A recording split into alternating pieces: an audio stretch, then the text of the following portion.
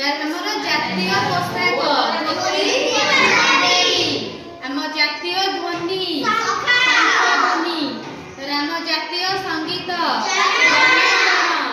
ଜାତୀୟ ପଶୁ ଜାତୀୟ ପକ୍ଷୀ ଜାତୀୟ ମାତା ଭାରତ ମାତା ଯୋଉଠି ଆମେ ଠିଆ ହେଇଛେ ଯାହା ଉପରେ ଆମ ଜାତୀୟ ସଂକେତ ଅଶୋକ ସ୍ତମ୍ଭ ସଇଲା।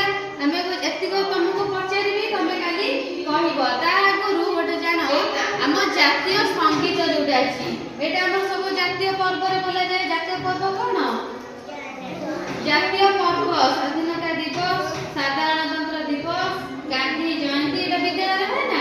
ସେଇଦିନ ଆମେ ଗୀତ ବୋଲୁ ଜନଗଣ। ଆଉ ଏଇ ଜନଗଣ ମନ ଗୀତ ବୋଲିବାର ନିୟମ ଅଛି ତିନିଟା। କଣ?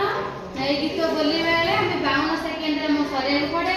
ଆଉ ସମସ୍ତେ କଣ ସିଧା ଠିଆ ସାବଧାନ ପୋଜିସନରେ ଠିଆ ପୁରା ଆଖି ବନ୍ଦ କରି ବୋଲନ୍ତି। ଆସ ଆମେ କି ଜନଗଣ ବୋଲିବା। ଠିଆ ହୁଅ ଚପଲ କାଢି ଦିଅ ସମସ୍ତେ। ଠିଆ ହୁଅ ସେଇଠି ଠିଆ ହୁଅ ସେଇଠି ପଛକୁ ଠିଆ ହୁଅ।